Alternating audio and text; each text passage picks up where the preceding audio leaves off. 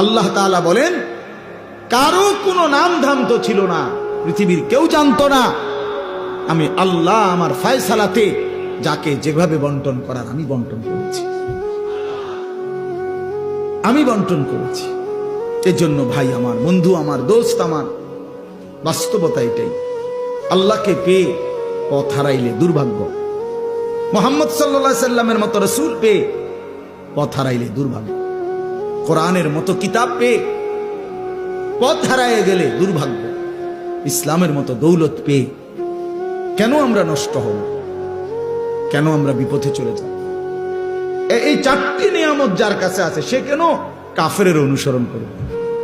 সে কেন ইহুদি, হিন্দু, বৌদ্ধ, খ্রিস্টান, নাস্তিক, মুরতাদ, দুশ্মনের অনুসরণ কেন করবে? আমার কিসের অভাব পড়ছিল? আল্লাহ তাআলা আমাদেরকে বুঝার তৌফিক দান করেন। আল্লাহ তাআলা আমাদের প্রত্যেককে বুঝ দান করেন। এজন্য ভাই, আমার বলার উদ্দেশ্য ছিল এই কথাটাই, যে এই মাহফিলগুলো আমরা আসতেও কষ্ট হয়, ইন্তজাম ওয়ালাদেরও কষ্ট হয়, আপনাদের বসে থাকতেও কষ্ট হয়। এটা বাস্তবতা। এই ঘাড় আছে না, এরকম তাকাইয়া থাকলে 1 ঘন্টা ঘাড়ে ব্যথা করে।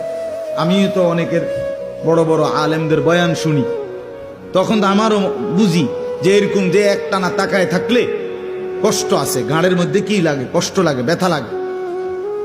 তাহলে এই কষ্ট করে যদি আমি শুনলাম আল্লাহর কথা, আয়োজন করলাম, আসলাম আমরা, বিনিময়ে আমাদের কোনো পরিবর্তন হলো না, তো কি হলো ভাই?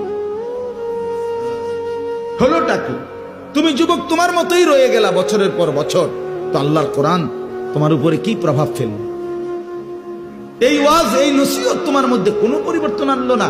কলিজা এত পাথর হয়ে গেল, দিল এত শক্ত হয়ে গেল ভাই এই অল্প বয়সে। তোমরা ছেলেরা আগে চিন্তা করো আমার এই কথাটা। মাত্র 18 বছর বয়সে তোমার কলিজা এত বড় শক্ত হয়ে গেছে যে একটা সেজদা দিতে মন চায় না। তুমি নাফরমানের বয়স যখন 60 বছর হবে, তো তোর কলিজা কেমন পাথর হবে? হায় নাফরমান, ভেবে দেখো। এত অল্প বয়সে তুমি যদি এত বড় জালেম হয়ে যাও, এত অল্প বয়সে যদি তুমি এত বড় আল্লাহর দুশমন হও, তো আগামী 30 বছর পরে তুমি কই যাইবে? চিন্তা করেন, ইনসাফের সাথে ভাবেন। এত অল্প বয়সে সে এমন গাদ্দার। 14 বছর বয়স, মাত্র 12 বছর বয়স, কিন্তু একটা নামাজ, একটা ওয়াক্ত নামাজ পড়ে না।